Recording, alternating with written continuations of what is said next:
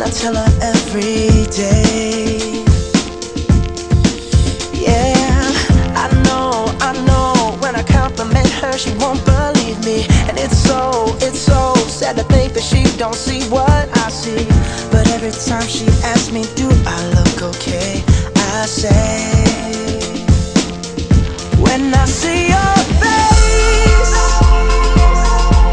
there's not a thing that I would change, 'cause you're amazing, just the way you are.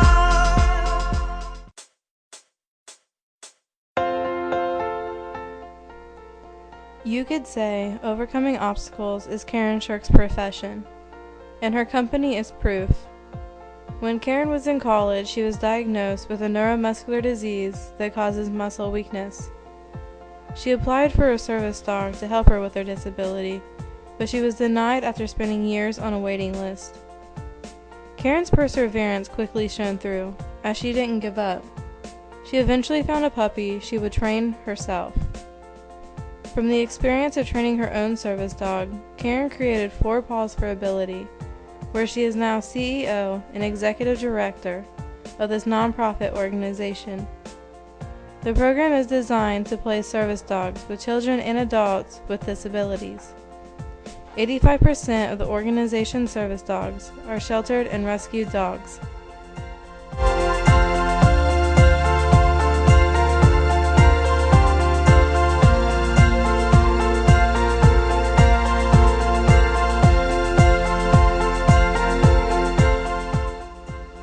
The trainers are the most important ingredient to the success here at Paws.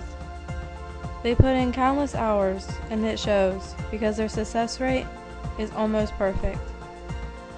At Paws, they specialize in training service dogs that will assist children and adults with autism, diabetes, fetal alcohol, hearing, ear, mobility assistance, seizure assistance, and multi-purpose assistance.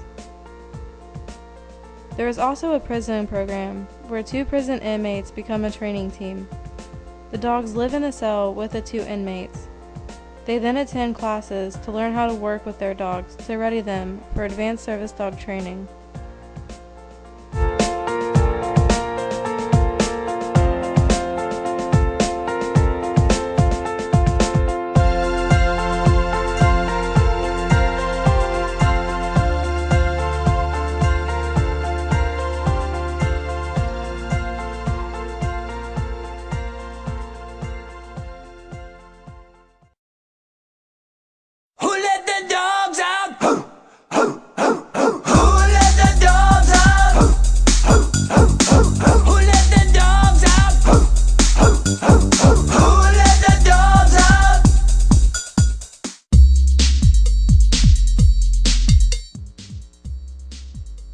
I chose to volunteer for Paws for Ability because I wanted to work with children or even adults with disabilities.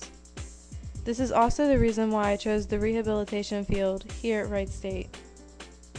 The experience I got at Paws was very beneficial and a great learning opportunity. My duties as a volunteer included many different tasks. I took dogs on socializing trips to local stores in Xenia. This is where the dog learns about his surroundings, such as being in bathrooms, fitting rooms, elevators, and even listening to the sounds of traffic. In puppy play, I trained dogs to do basic commands, such as sit and shake, and held them on their backs to take away fear, while touching them all over to get them used to kids. I also helped staff members clean playpens, cages, and toys, and help bathe the dogs when needed. But the best part was working with the October class members. Here I got to interact with the children and their families, helping them with training exercises. Not every day was easy. Being a volunteer here takes lots of patience and responsibility, not just for yourself, but for the children and the staff as well.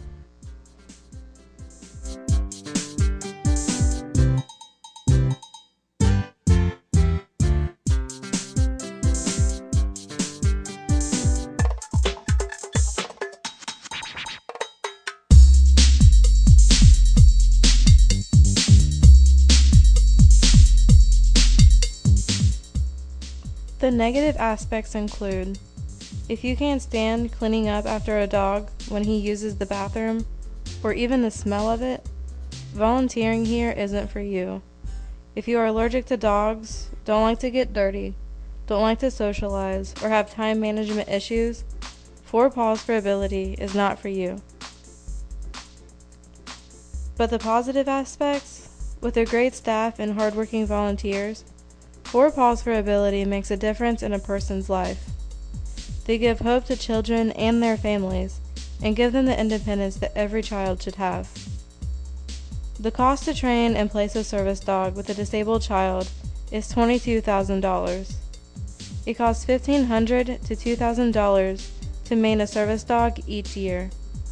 Volunteers are responsible for setting up the fundraising events, and afterwards, you will feel good about yourself, especially when a dog gets placed with a child.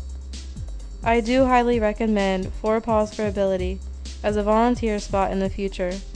It was a great experience for me, and I hope it will be for you as well.